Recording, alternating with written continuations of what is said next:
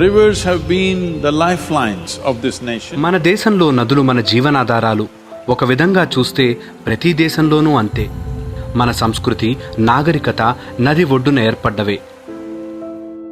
భారతదేశంలోని అన్ని నదులు ప్రమాదకరమైన స్థాయిలో క్షీణిస్తున్నాయి. మరొక 15 నుండి 20 సంవత్సరాల్లో మన నదులు కొన్ని ఋతువుల్లో మాత్రమే ప్రవహిస్తాయి. అవి జీవనదులుగా ఉండవు.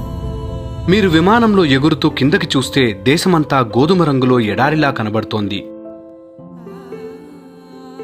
Last 4 to 5 years, the river has been almost drying up. Bima നദി സമ്പൂർണ്ണ ബത്തി ಹೋಗುತ್ತಾ है. പ്രധാനപ്പെട്ട നദികളിലെല്ലാം വറ്റി തുടങ്ങിയിരിക്കുന്നു. కృష్ణ 4 నెలల పాటు మహాసముద్రాన్ని చేరుకోవటం లేదు. కావేరి 2.5 నుంచి 3 నెలల పాటు సముద్రాన్ని తాకటం లేదు. 60 வருஷம் ஆகுதுங்க எனக்கு. ஒரு நாளையில் இப்படி காஞ்சி போனது இல்லைங்க. தண்ணி எல்லாம் நிறைய வருது. இவ்வளோ நாளைக்கு முற்பாடு இப்போ தானுங்க இப்படி కాంచి వచ్చు. అందువల్ల ఇప్పుడు మనం చేయగలిసింది ఏమిటి? చాలా సులభం.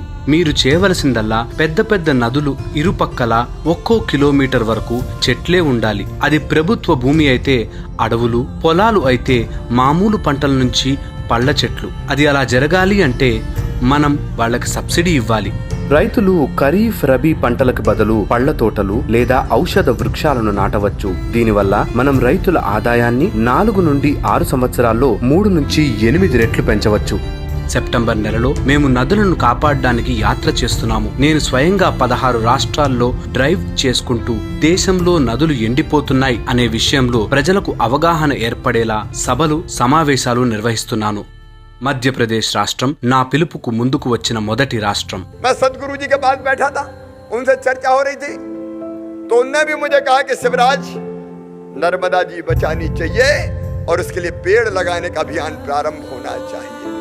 ఎన్నో వేల సంవత్సరాలు ఈ నదులు మనల్ని అక్కున చేర్చుకుని పోషించాయి.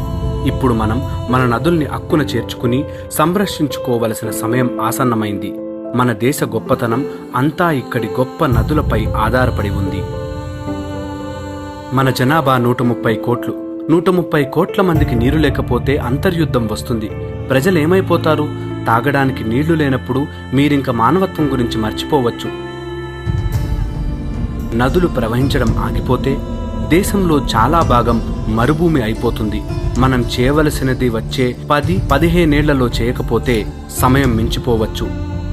మీరందరూ మీకు తగిన రీతిలో దీనిలో పాల్గొనమని అర్థిస్తున్నాను. అందరూ అంటే నీరు తాగే ప్రతి వారు అని. మన నదులు పారేటట్లు చేయడం, ఈ భూమిని బాగా సమృద్ధిగా ఈ దేశ భావితరాలకు అందజేయడం మనం అందించగలిగిన గొప్ప కానుక.